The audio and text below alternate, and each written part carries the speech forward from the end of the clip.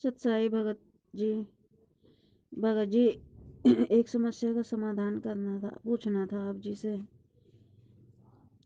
जी मैंने गुरु जी का नियम पकड़ रखा है, नाम ले रखा है।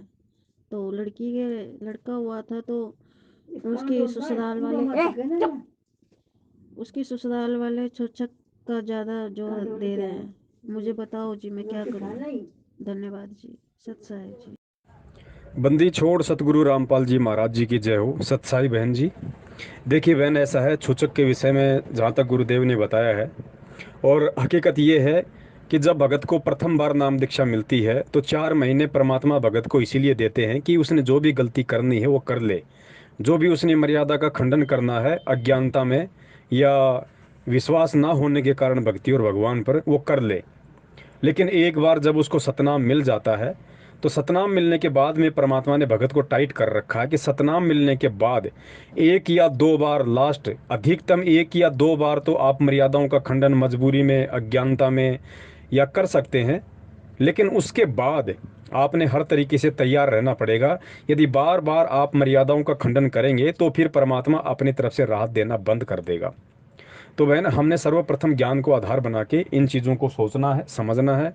यदि आपको प्रथम नाम मिला हुआ है तो ये आपके ऊपर निर्भर करता है बहन कि आप इस मर्यादा को तोड़ना चाहेंगी या नहीं तोड़ना चाहेंगी। क्योंकि बहन, मर्यादा चाहे सतनाम मिलने के बाद मिले चाहे सारनाम मिलने के बाद मिले, और यदि आप प्रथम नाम में हैं और यदि आपको उस बात का ज्ञान हो गया कि गुरु जी ने ऐसी भी कोई मर्यादा बता रखी है, तो भले ही हमें सतनाम ना मिला हो, भले ही हम प्रथम नाम में हों, लेकिन हमें सत्संग सुन के यदि उस मर्यादा का ज्ञान हो गया तो हमने उस मर्यादा को नहीं तोड़ना है। यदि हमने गुरु के दिल में जगह बना के रखनी है और यदि हमने गुरु की भक्ति को करके अपना आत्म कल्याण करवाना है तो।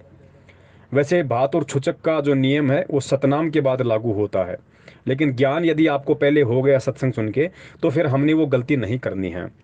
अब आप जी कह रही हैं कि मैं क्या करूं, तो बहन इसका समाधान एक ही है। आपको यदि ज्ञान है और यदि आप वास्तव में मोक्ष प्राप्ति के लिए इस मार्ग पे जुड़ी हैं और यदि सत्संग आपको समझ में आ गए हैं, क्योंकि सत्संग जिसको समझ में आ गया होगा वो बहन, चाहे लड़की रूठे चाहे लड़की के ससुराल वाले रूठें, वो बहन जी ना भात भरेगी ना छुचक भरेगी।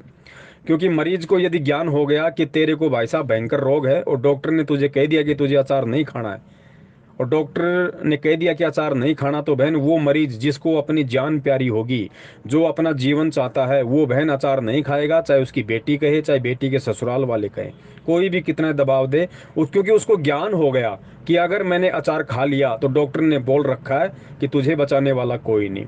तो ठीक इसी प्रकार ये मर्यादा इस भक्ति मार्ग में उसी प्रकार है जिस प्रकार डॉक्टर एक मरीज को नियम बताता है।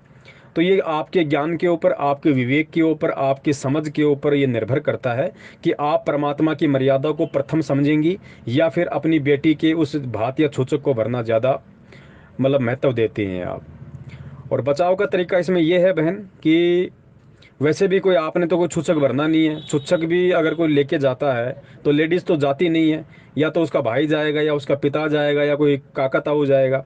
तो मैं आप जी से निवेदन करूंगा, आपने नाम दीक्षा ले रखी है और जिन जिन लोगों ने नाम दीक्षा नहीं ले रखी है आप उनसे प्रार्थना कर सकती हैं कि देखो जी, मेरे को जो गुरुदेव ने भक्ति दे रखी है, जो मर्यादाएं बता रखी हैं, ये जो परंपरा है जो व्यर्थ की, ये उस परमात्मा की भक्ति में बाधक है। तो मैं इस चीज़ को नहीं कर सकती, ना मैं आपको सलाह दे सकती। हाँ, जैसा आप लोगों को उचित लगे उस तरीके से आप लोग चाहे तो उनका छूचक भरें या ना भरें, मेरी तरफ से आप लोगों को ना कोई ऑब्जेक्शन होगा ना मेरी तरफ से कोई मनाही है। तो इस विधि से आप जी बच सकती हैं। यदि परिवार में कोई अनुपदेशी है तो वो ये काम जाके अपना कर सकता है, आप उनको इस तरह की सलाह दे सकती हैं कि मैं इस चीज़ में सहयोग नहीं करूँगी, और आप लोग यदि करते हैं तो मेरी तरफ से कोई ऑब्जेक्शन नहीं है। और वही बात है बहन, देखो अनजाने में गलती हो जाए उसकी परमात्मा माफ़ी दे देता है, लेकिन हमें पता चल गया इस चीज़ का और उसके बाद यदि हम ये गलती करेंगे तो देखो वही बात है बहन जी, गुरुदेव भी बार बार सत्संग में बोलते हैं कि भाई एक 3 महीने का बच्चा, 6 महीने का बच्चा, 1 साल का बच्चा जो अभी नादान है, उसको बुद्धि नहीं है, वो अगर कपड़ों में लेटरिन पेशाब कर देता है तो माँ नाराज़ नहीं होती। माँ उसको दोबारा से साफ करके नए कपड़े पहना देती है। माँ को पता है कि अभी बच्चा है, इसमें बुद्धि नहीं है, सोचने समझने की इसके अंदर क्षमता नहीं है। और वही बच्चा बहन जब उसको ज्ञान हो जाए कि लेटरिन कपड़े में करना है या लेटरिन बाथरूम में करना है या बाहर खेतों में जाके करना है, जब वो बच्चा 2-3 साल का हो जाए, उसको समझ आ जाए, और उसके बाद यदि वो बच्चा बिस्तरों में लेटरिन करता है, कपड़ों में लेटरिन करता है, तो बहन आपको भी अच्छे से पता है, माँ उसके गाल पे 2-4 चट्टू रख देती है। क्यों रख देती है? क्योंकि उसको ज्ञान होने के बावजूद उसने गलती करी है। तो बहन, हमारा जो सतगुरु है वो हमारी असली माँ है। क्योंकि हमें परमात्मा मंगलाचरण में पढ़ाते हैं कि जगदम्बा जगदीशम मंगल रूप मुरारी, तन मन अर्पुसीसम भक्ति रूपी, जो भी परमात्मा कहते हैं। तो कहते हैं जगदम्बा जगदीशम, तो जगदम्बा का अर्थ परमात्मा ने बताया कि जगत प्लस अम्मा, जगत की अम्मा, जगत की माँ। तो असली जगत की माँ कौन है? जो तीनों लोकों में प्रवेश करके सबका धारण पोषण करती है, वो कबीर परमेश्वर है। तो जगदम्बा शब्द कबीर परमेश्वर जी के लिए, हमारे गुरुदेव के लिए। तो असली जो माँ है वो हमारे सतगुरु हैं। तो बहन जी, अब हमने उस माँ को नाराज करना है, या हमने एक एक विवेकी भगत होकर माँ को हमने प्रसन्न करना है? अब ये आपकी मुट्ठी में है बहन। परमात्मा आपको जबरदस्ती नहीं करेगा।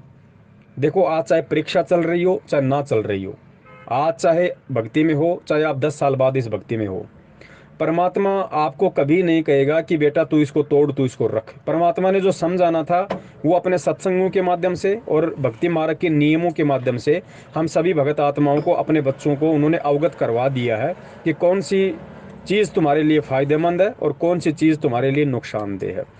नियम में रह के भक्ति करोगे तो तुम्हें क्या मिलेगा, नियम तोड़ के चलोगे तो तुम्हें क्या मिलेगा। तो बहन, अब समझना हमें है, परमात्मा कुछ नहीं करेगा।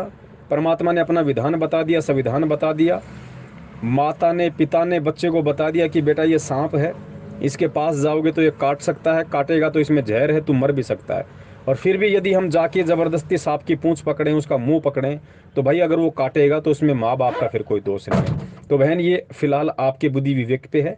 आपके सत्संगों की आपने जो समझा है, जो उनका मर्म निकाला है, अब ये उस सत्संगों की जो क्षमता है आपने अपने अंदर जो पैदा की है वो पावर, अब ये उसका काम है कि आप इस जगह संघर्ष करती हैं, या दूसरा विकल्प आप किसी अनुपदेशी के माध्यम से इस काम को पूरा करवाना चाहती हैं। ये आपके लिए एक बचाव का तरीका है। देखो, ज्ञान तो कहता है कि सीधा संघर्ष प्रेम के साथ समझा दो, नहीं समझे, जब वो हमारी नहीं समझ रहा तो हम उसकी क्यों समझें। तो पहला है इस मार्ग में संघर्ष। संघर्ष यदि नहीं कर पाते तो फिर विकल्प है, और विकल्प यही है किसी अनुपदेशी के माध्यम से आप जिस काम को निपटवाएं। अगर अनुपदेशी भी नहीं है तो फिर बहन आपकी अपने विवेक पे निर्भर करेगा कि आपने गुरुजी के सत्संगों को कितना समझा। उस आधार से फिर आप निर्णय लेंगी, उसमें फिर आपका बीच बचाव कोई नहीं कर सकता। सत्साई, जय हो बंदी छोड़ की।